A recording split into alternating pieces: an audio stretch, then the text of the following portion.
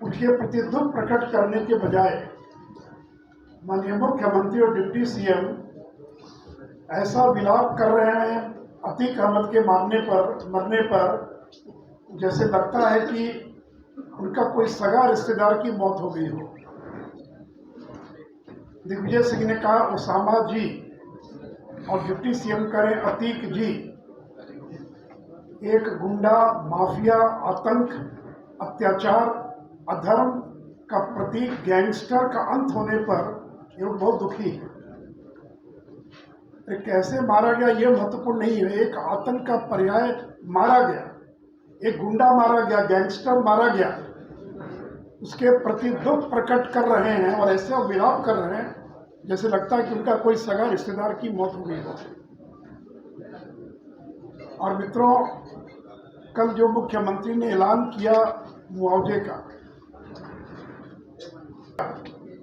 जिस मुख्यमंत्री ने यह कहा कि दारू पीकर मरने वालों का हम और प्रचार करवाएंगे और दारू पीकर मरने वालों को हम कभी मुआवजा नहीं देंगे, दारू पीकर मरने वालों से मेरी कोई सहानुभूति नहीं है।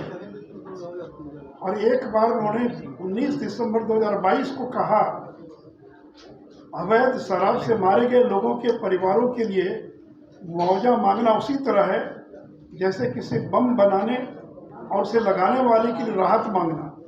क्या राज्य सरकार उन लोगों को भी भुगतान करेगी जो बम लगाते हैं? ऐसा कभी नहीं होगा। मित्रों, जिस मुख्यमंत्री ने कभी आंसू नहीं बहाया, दुख नहीं बहाया, दुख प्रकट नहीं किया, वो मुख्यमंत्री अतीक अहमद के मारे जाने पर और दुख प्रकट कर रहे हैं। मित्रों, कल जो मुख्यमंत्री ने ऐलान किया है उसका पूरा श्रेय भारतीय जनता पार्टी को जाता है।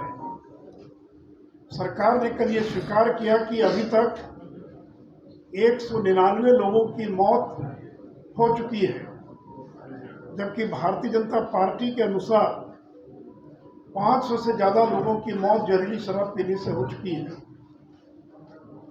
सरकार का एक हमको डॉक्यूमेंट मिला है जिसमें 2019 और 20 में शून्य मृत्यु की बात कही जा रही थी, कोई मौत नहीं हुई है। मित्रों, आपको मालूम है कि Bihar prohibition and excise act 2016, जो बिहार उत्पाद अधिनियम है 2016, उसकी धारा 42 में 4 लाख रुपए के मुआवजा का प्रावधान है।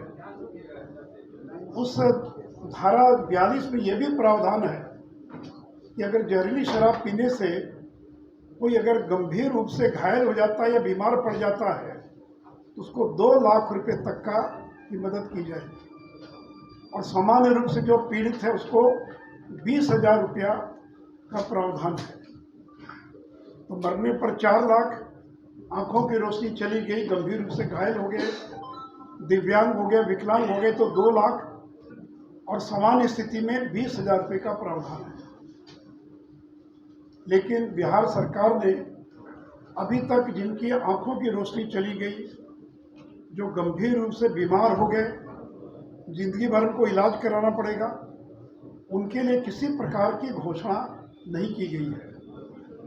और जो मुआवजे की प्रक्रिया है उसको इतना पेचीदा बना दिया गया है कि अगर पोस्टमार्टम रिपोर्ट नहीं है, अस्पताल में भर्ती कराए इसका प्रमाण नहीं है, शराब विक्रेता का नाम बताना पड़ेगा, तो ऐसी शर्तें लगा दी गई है कि इसमें पोस्टमार्टम के अलावा अधिकांश लोगों को कोई सहायता नहीं मिल पाएगी। साथ ही साथ 2016 से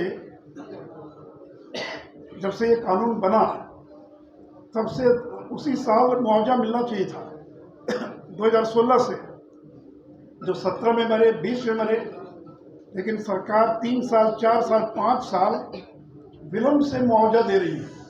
तो परिवार तो उजड़ गया, बर्बाद हो गया। तो सरकार को जिन लोगों को विलम्ब से मुआवजा दिया जा रहा है उनको ब्याज सहित मुआवजा मिलना चाहिए। 2017 में जिसकी मौत हो गई उसको आज आप 5 साल के बाद 4 लाख दे रहे हैं। अगर तत्काल पैसा दे दिया होता तो उसका परिवार जो बच जाता, उसका परिवार बच्चों की पढ़ाई करा पाता।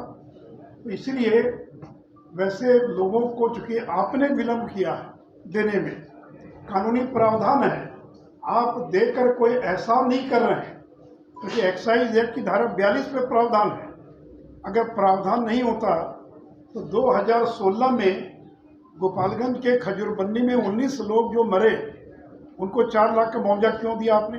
कैसे दिया मुआवजा? किस नियम के तहत मुआवजा दिया? अगर 2016 में 19 लोगों को मुआवजा मिल सकता है तो 17 में, 18 में, 19 में, 20 में, 21 में, 22 में बाद में मरने वालों को क्यों नहीं मिलेगा? और 17 वालों को 5 साल बाद दीजिएगा तो भी उसको 40 लाख की राशि मिलेगी। इसलिए मित्रों, विलंब से जिन लोगों को मुआवजा मिल रहा है या मिलेगा, उनको 4 लाख रुपया पर ब्याज सहित उनको मुआवजा दिया जाए।